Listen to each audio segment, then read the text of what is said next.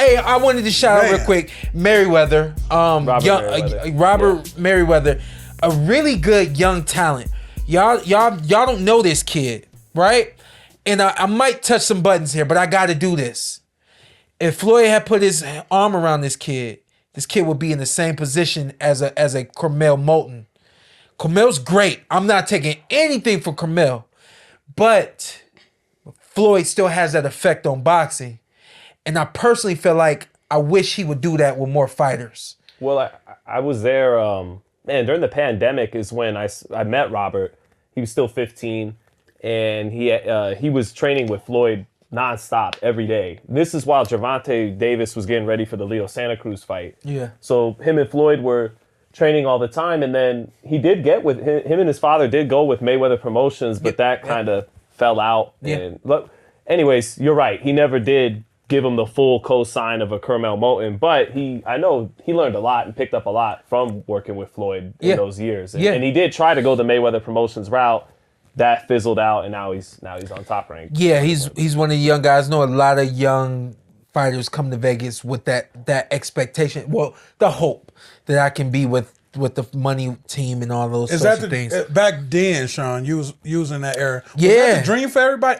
Your dad, shout out to Kenny Porter. I'll never forget. I always give him respect. Yeah, go ahead. Because I remember him being in the gym, y'all training. He said, "This is not what we want to be. We want to be bigger than this." And I remember people in the gym just looking at y'all hate. But but was that like everybody's thing? Is get when I was a senior in high school, well, it wasn't popping like that back then. the quad before me, so the guys in the 04 team, I was 08 team. When I was a senior in high school, so that was about 2006. The guys that I looked up to back home in Cleveland, those guys, if I was 18, those guys was 21, 22, 23. They were all flooding Vegas. Oh, okay. I mean, everybody that was a thing in Cleveland came to Vegas because back then you had to be in Vegas in order to make it. Yeah. So those guys weren't coming to Vegas to be with Floyd because Floyd didn't have TMT back then. So once my quad 08, once we all started to turn pro 08 or 08, 09, 2010, everybody started coming here, but that's when TMT jumped off.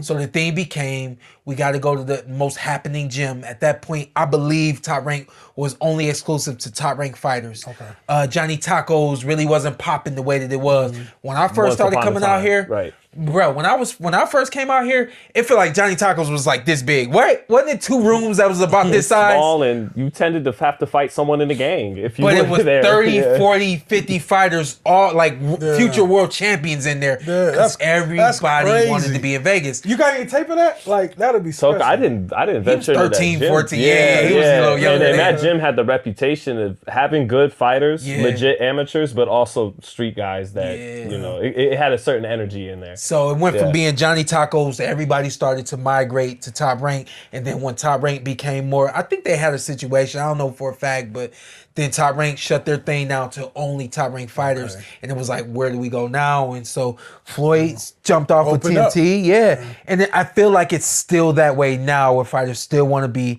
attached to the TMT name. As you can see, Meriwether, something wasn't happening for him there. And he has gone the route now of being a free agent. So when you are a free agent, especially when you're young in your career, it's going to be hard for you to get noticed and things of that nature. I believe he's either with Top Rank or on the way to being with Top Rank, maybe in the tryout phase. Which kind of validates what I was saying. Yeah. Him being on ESPN should let us know that there's something going on there. Yeah. There's a marriage happening or something along those lines. But I wanted to shout this kid out because I feel like where we've watched Mason Abdullah. Yeah. The last time I went to watch, I told you I was going to gyms recently. I watched this kid spar, and I mean, I'm like, this dude got it all. He's a pit bull. This dude got it. This dude got it all. You see it? And I told him, I said, yo, what separates you from a Mason, Abdullah Mason is he's consistent. Every time he's come on TV, he's done what he was supposed to do. I said, when you make it to TV, you just gotta be consistent, big dog. I said, ain't no reason you can't be with where an Abdullah Mason has a steadily growing name. And I know we'll get to him in a second. And again, I just wanted to shout him out real quick because he's that kind of talent. I think his path to success is kind of like yours and Tim Bradley. He's athletic, yes. Yeah. But there are guys with more gifts. There's guys that are going to be bigger. Like, he doesn't have Abdullah Mason's length. Yeah. And he doesn't have his natural skill set kind of thing. Yeah. But what he does have in spades is like you did, like Tim did, is crazy work ethic, underrated athleticism, underrated skills. Yeah. And his path to success, I think, is going to be a grinder with skill. And that's... You think he's going to have to dog it out? Yeah. He's going to have to be in better condition than the next guy. And he's going to... That is going to have to beat guys a little longer, a little more talented than he is. Yeah. Yeah, if you're not ready, that will break you. But he has that in him. He has that kind of character. Real quick, shout out to Nate Borgeson. Love you guys. I want to hear your opinions on Bozy Ennis as a trainer.